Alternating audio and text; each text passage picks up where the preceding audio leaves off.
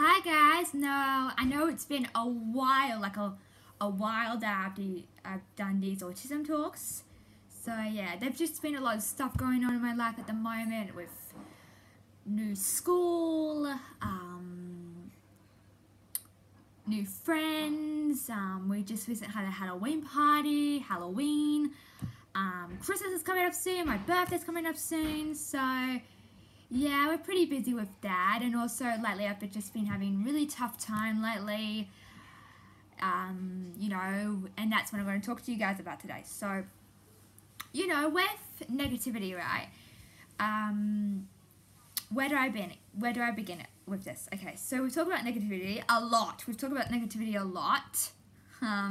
Positive we've done, don't worry about. Then we talked about mind over matter we've talked about. So today we're going to start a new topic called tough runs.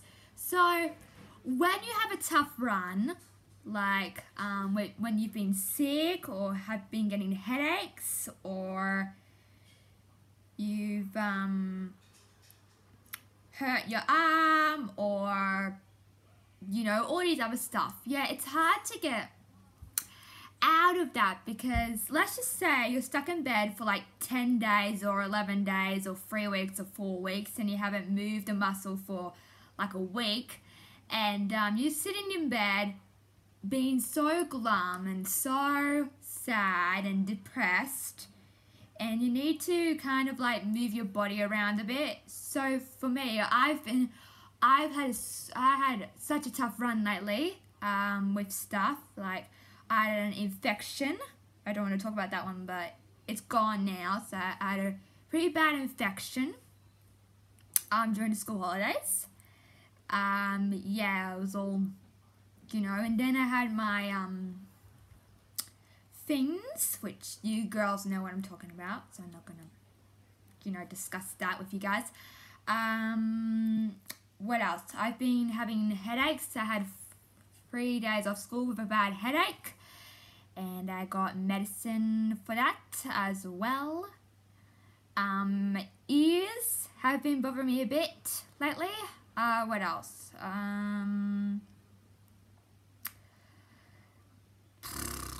So sorry, I just try to think.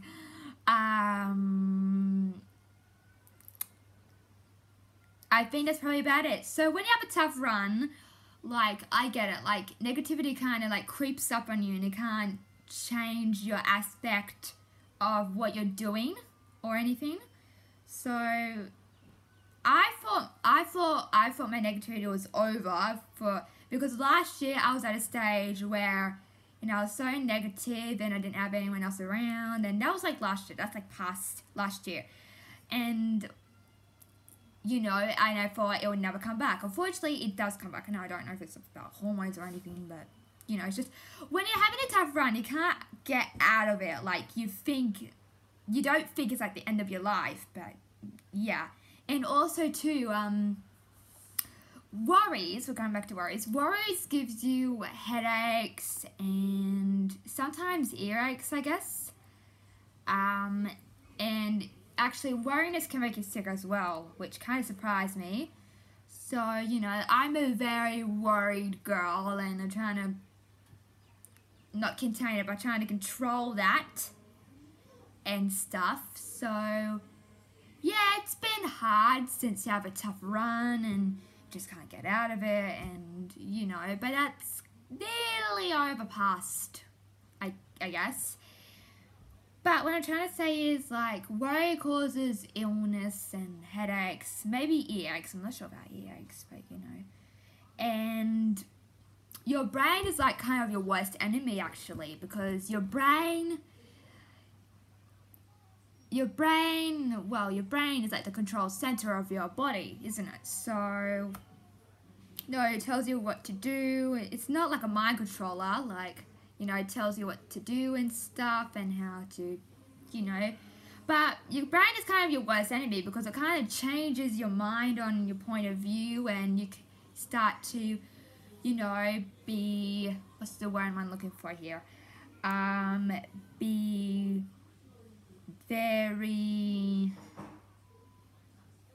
So like, yeah, like it could change yourself. It could change your whole self. It can make you, you know, make you emotional sometimes. It can make you like worry about things that aren't actually, and actually at 90%, was it 99 or 90%? It doesn't matter. 90% of the time that you guys worry about or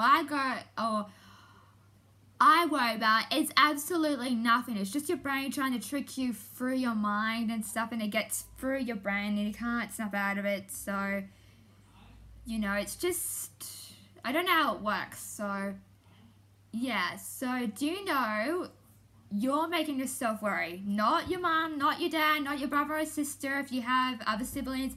It's you that makes you worried, and you are the ones making the problems, not anyone else. It's like, you're causing problems for yourself a bit because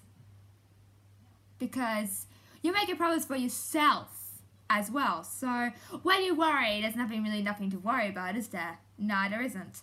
So like I said before, tough times are hard. Everybody has them. Just kind of like switched in a couple of parts and places. You know, tough times. Everybody has tough times these days. I certainly have over the couple of weeks. You know, I've been struggling at school a bit. I've been away a lot, and you know, just other stuff. So, oh, and also, worryness can cause stress and anxiety and other stuff as well. So that's something else to include. So, like I said, everybody has tough runs, everybody has bad days. I've actually talked about bad days, actually.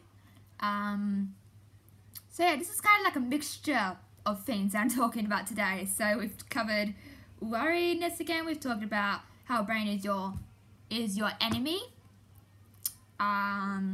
We've talked about how worryness can make you sick and have headaches a lot, and stress, and we covered a lot of things in this one, so hopefully the next one won't cover as much. So what I'm trying to say to you guys is that you are the ones who you're making worry, not anyone else. You're causing problems for yourself and you're not actually enjoying life, which I realize now that I'm the one that's causing problems. I'm the one that's I wouldn't say causing problems, like, I wouldn't say causing problems with other people, just, I don't know, but I've realized now that I'm the one who's doing this to myself. I'm the one who's, you know, and of course you guys feel the same way because you've been there, done that. So now my goal is trying to be positive again. And what else? And trying to not let this worryness overtake me or make my brain an enemy to mine or something. So yeah, there are a lot of good lessons in this one. So I hope you take that through. So, okay, like I said, everybody has tough runs. Everybody has bad days. Everybody gets worried sometimes. People worry sometimes because they don't know what they're actually worrying about. You are the ones who are making you worry, and that's actually true. That's actually very true. And 90% of the time that you're not worried about something, it doesn't really come true. So, you know, that's your brain trying to trick you. And we talked about how, you know, tricks kind of,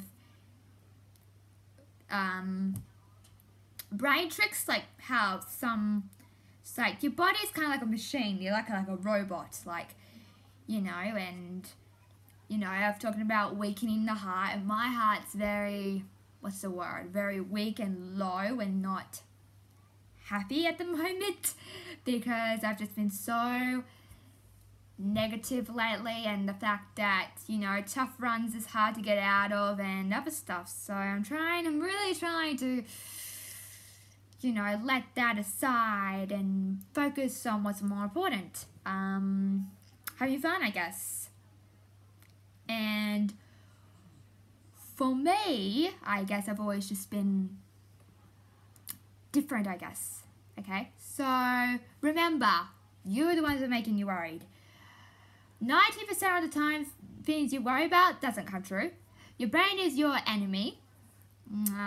Headaches can cause stress and worryness as well, so that's another thing to take in, guys. What else? I think that's about it. I think I've covered everything in this autism talks. Okay, so like I said, you're the one who's making you worried and other stuff, and I'm not going to repeat myself again because I just did that like 5 times or 4 times to you guys. So that is all I got time for, guys. Like and subscribe, and I'll see you next time in Autism Talks, okay? Bye!